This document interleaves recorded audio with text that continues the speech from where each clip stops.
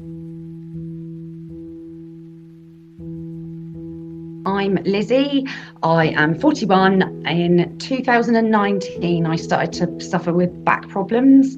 I was diagnosed with axial SpA at the end of 2022, and I'm still on my journey with it.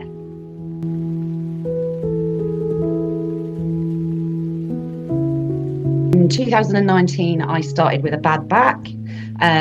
I tried to fix that myself by seeing a chiropractor, which didn't help, made things a lot worse.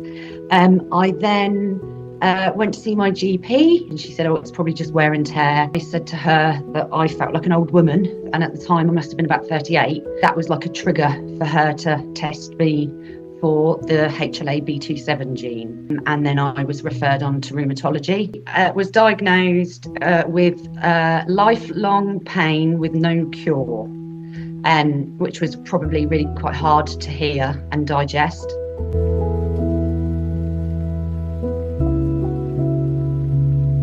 It's definitely been a hard diagnosis to receive, to be told you've got lifelong pain with no cure. Where's the hope?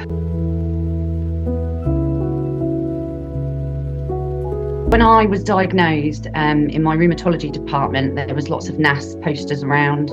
I was given booklets about how to manage what axial SpA is, and the doctor had also signposted me to NASS, that if I had questions that I needed to ask, and NASS would be able to help. I then first sort of made contact with Garry to just get some advice around work and things like that. And then I went through the PIP process.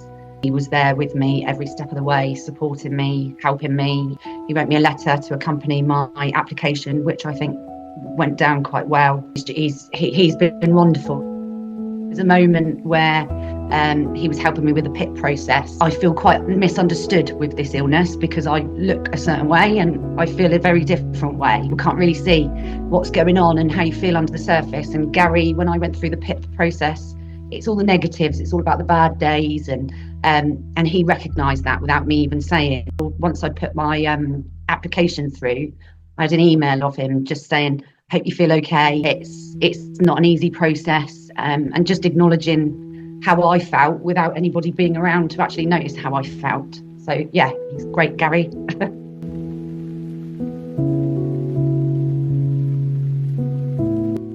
AS for me, I never even heard of it, wasn't aware of it or anything. When I received my diagnosis, I had to do a lot of research for myself to understand, because I didn't really get that from hospital staff. I felt quite misunderstood by some medical staff, and I don't like the comment, "Oh, just put a smile on your face and you'll be fine." That is quite a triggery comment for me. It's hard not to feel understood and not to for people to recognise what I'm going through underneath my skin that you can't see.